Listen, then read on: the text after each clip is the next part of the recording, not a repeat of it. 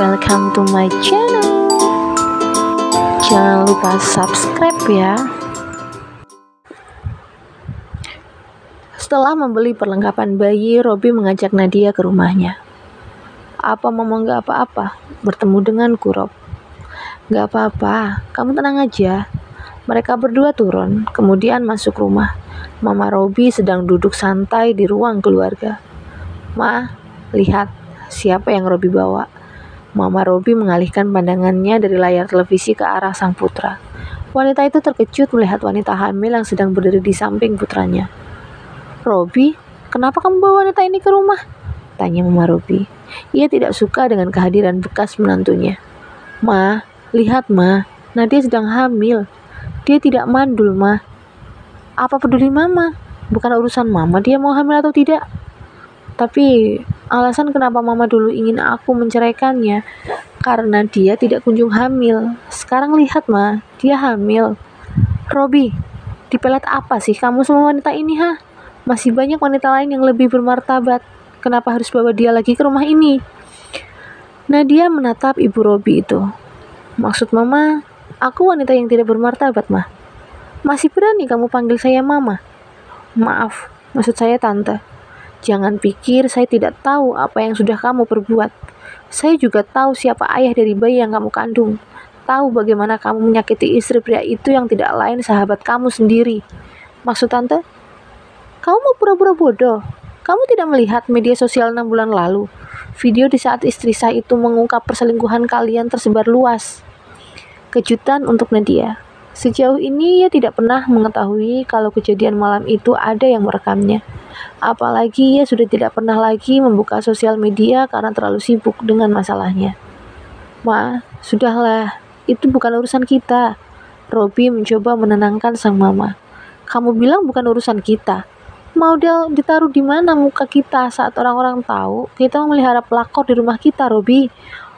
Orang-orang akan melupakannya seiring berjalannya waktu, Ma. Tidak, Mama tidak sudi memiliki menantu yang berkelakuan seperti jalang, seperti wanita murahan. Nadia menangis. Ia tidak menyangka akan mendengar kalimat sekejam itu dari mulut wanita yang dulu pernah sangat disayanginya.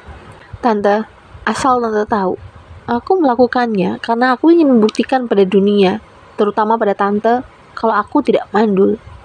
Apa Tante lupa bagaimana dulu Tante memperlakukanku? Aku yang nyatanya tidak mandul, dulu selalu Tante rendahkan, selalu Tante kucilkan.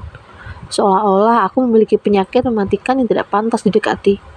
Tapi sekarang lihat, bukan aku yang mandul tapi anak Tante.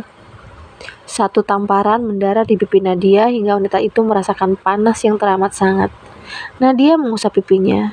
Robby merangkul wanita itu. Kamu gak apa-apa. Nadia menggeleng. Air matanya masih menetes. Antar aku pulang, Rob. Jangan langkahkan kakimu kalau kamu masih menganggap Mama, Robby. Kali ini Mama sangat berlebihan. Aku tidak mau kehilangan Nadia untuk kedua kalinya. Robby membalik badan, merangkul pundak Nadia, berniat mengantarnya pulang. Namun, Mama Robby memisahkannya dengan cara mendorong wanita hamil itu. Robby yang terkejut tidak sempat menahan tubuh mantan istrinya, hingga akhirnya kehilangan keseimbangan. Nadia meringis saat bokongnya menyentuh lantai. Bersamaan dengan itu, nyeri mendera di area perut bagian bawahnya. Nat, darah Nat, ucap Robby dengan panik saat melihat merah darah terlihat di lantai. Nadia pun terkejut. Rob, bantu aku ke rumah sakit, Rob. Ayo. Robby menggendong Nadia, membawanya ke mobil. Tidak peduli dengan sang mama yang masih terpaku di tempatnya berdiri. Wanita tua itu masih merasa syok dengan apa yang terjadi. Ia tidak bermaksud mencelakai Nadia. Nyatanya, istri Sri Farhan itu malah mengalami pendarahan. Di dalam mobil, Nadia terus saja merintih kesakitan. Darah pun belum juga berhenti mengalir. Rob, tolong aku, Rob. Tolong anakku, pinta Nadia dengan suara pelan. Iya, kamu tenang ya. Kita akan ke rumah sakit. Kamu harus bertahan. Om, nonton yuk, ajak Naura. Semakin hari ia semakin dekat dengan Rio. Apalagi setiap pulang kuliah, ia selalu mampir ke kantor. Nonton apaan? Ya nonton bioskop lah. Yuk. Enggak malu kamu pergi nonton sama om-om? Emang berapa sih umur Om Rio? Sama Mama juga pasti tuaan Mama. Emang gak ada teman kamu yang mau kamu ajak nonton? Aku maunya sama Om. Kenapa? Ya pengen aja. Yuk. Naura terus saja merayu Rio. Sampai akhirnya, baiklah, Om beresin kantor dulu. Farhan memang sedang tidak berada di kantor. Ia dan Niken harus menemui kliennya. Namun mereka tidak pergi berdua karena Farhan pergi dengan mobilnya sementara Niken diantar oleh Indra. Farhan keberatan, tetapi Niken tidak peduli sama sekali. Naura dan Rio pergi ke bioskop menggunakan sepeda motor milik Rio. Jok yang tinggi membuat tubuh bagian depan Naura menempel saat ia membonceng dan tangannya berpegangan di perut Rio. Tangan Naura yang melingkar di perutnya membuat Rio merasa tengah dipeluk gadis itu. Ia merasa ada yang tidak beres dengan dirinya. Jantungnya berdegup kencang. Namun ia berusaha untuk bersikap biasa saja. Sampai di bioskop mereka mengantri tiket. Setelah mendapatkannya mereka pun masuk ke dalam studio. Lampu dimatikan, film mulai diputar. Mereka menonton film horor. Sebenarnya Naura penakut untuk hal menonton film, tetapi kali ini justru ia yang memilih film itu. Gadis itu menggenggam tangan Rio. Wajahnya ia sembunyikan di balik punggung Rio. Kalau penakut, ngapain nonton film horor? Tanya Rio. Dia merasa tidak nyaman dengan sikap Naura. Ingat, dia pria dewasa. Jangan berisik, nanti dimarahin orang, bisik Naura. Hingga film selesai, Naura sama sekali tidak melepaskan genggaman tangannya sama sekali. Keluar dari bioskop, mereka langsung ke parkiran. Rio berniat mengantar Naura pulang. Sayang, di tengah jalan hujan mengguyur. Ra, Om gak bawa mantel? Mau lanjut? Apa berhenti dulu? Tanya Rio. Terserah Om. Apa ke kosan Om dulu? Kosan Rio jaraknya memang lebih dekat dari jalan yang sedang mereka lewati. Nanti kalau udah gak hujan, Om antar kamu pulang. Boleh Om? Akhirnya Rio membawa Naura ke kosannya. Pakaian mereka basah. Rio mengajak Naura masuk ke kamarnya. Dengan kilat, pria itu segera mengganti pakaiannya di kamar mandi. Setelah itu ia memasak air untuk Naura. Kamu ke kamar mandi sana. Om masak air dulu buat guyur tubuh kamu, suruh Rio. Gak usah Om. Gak ada protes. Nanti kalau kamu sampai sakit, Om yang gak enak sama ayah mama kamu. Tidak ada pilihan lain. Naura akhirnya menurut. Ia masuk ke kamar mandi. Setelah air hangat, Rio segera menuang air ke ember. Ia mengetuk pintu kamar mandi. Ra, ini anduk kaos sama airnya di depan pintu, teriaknya. Rio memang telah memilih kaos yang agak kecil miliknya untuk dipakai Naura. Iya Om, jawab Naura dari dalam kamar mandi. Selesai mandi, Naura keluar. Ia tidak merasa risih sekalipun tidak menggunakan pakaian dalam. Ia sudah terbiasa tidur tanpa pakaian dalam. Hanya saja, ia risih untuk berhadapan dengan Rio. Saat Naura keluar, terlihat Rio sedang menyetrika baju. Tadi, Naura memang sempat menaruh bajunya di depan pintu kamar mandi. Pikirnya agar tidak bertambah basah karena kamar mandi kosan Rio memang sangat sempit. Om lagi ngapain Om? Tanya Naura. Nyetrika baju kamu, biar nanti bisa kamu pakai. Naura merasa tidak enak, lebih-lebih saat menyadari Rio sedang menyetrika celana dalamnya. Om! Secepat kilat, Naura mengambil benda itu. Nyaris saja tangannya terkena setrika yang sedang Rio gunakan. Kamu, kalau kena setrikanya gimana? Protes Rio. Lagian Om, aku malu. Ini pakaian dalamku, masa Om pegang-pegang? Celana dalam itu sudah digenggam erat oleh Naura. Ya mau gimana lagi? Biar nanti bisa kamu pakai lagi. Rio menahan senyum. Jujur saja, ia juga sedang malu. Diam-diam ia membayangkan tubuh putri bosnya yang saat ini tidak menggunakan pakaian dalam. Sini, aku aja yang setrika. Naura meminta setrika dari tangan Rio. Baru saja Naura memegang gagang setrika, petir menggelegar bersamaan dengan listrik yang padam. Om, mati lampu Om, tanya Naura. Bentar, coba Om lihat yang lain, mati lampu juga apa enggak? Rio berjalan ke arah pintu dengan lampu senter ponsel sebagai penerangan. Begitu membuka pintu, kegelapan yang didapatkannya.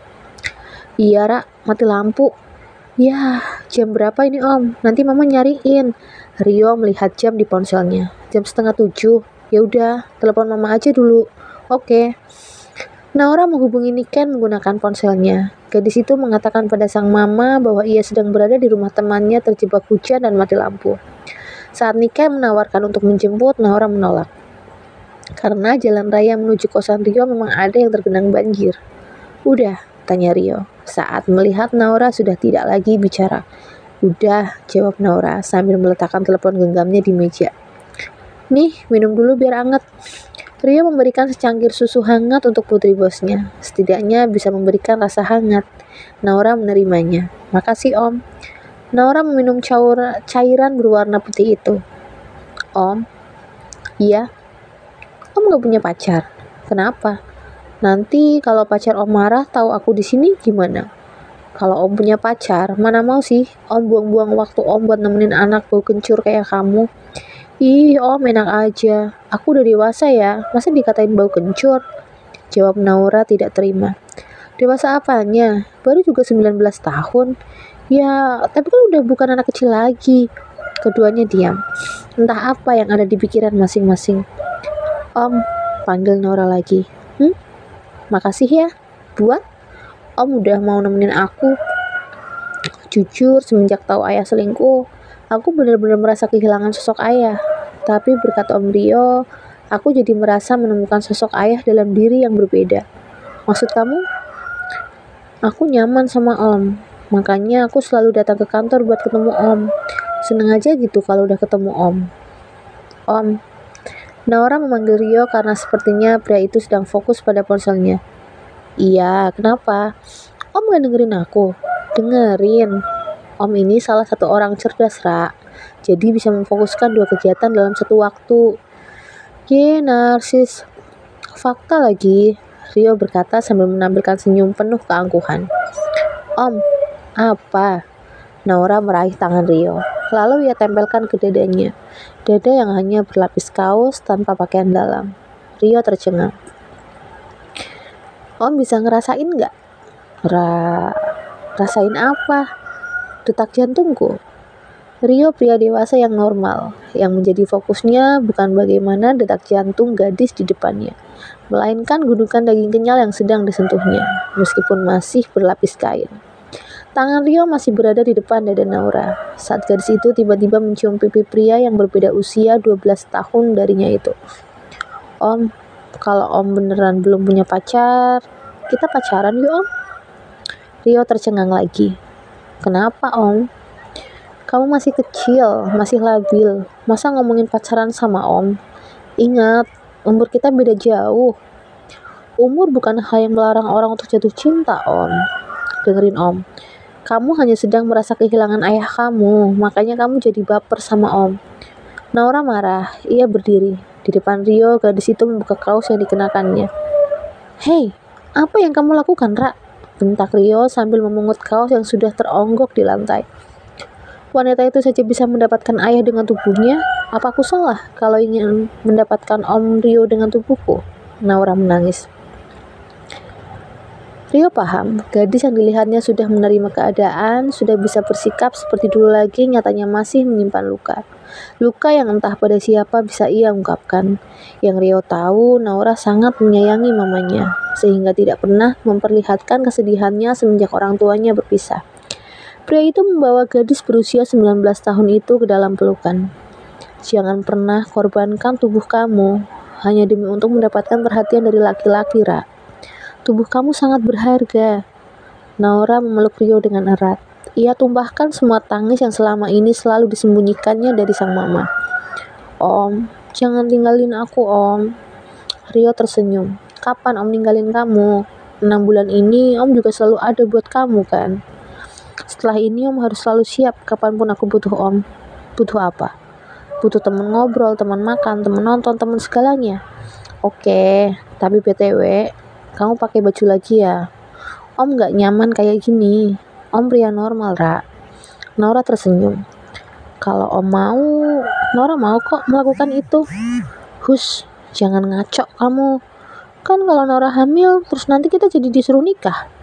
Iya kalau dibolehin. Kalau ayah kamu malah mecat Om dan nyuruh Om pergi gimana? Ya aku intilin Om. Udah jangan ngelantur ngomongnya. Ayo sekarang pakai bajunya. Rio memasukkan lubang kaos kembali ke kepala Naura. Ia tidak ingin setan mengesum menguasai dirinya.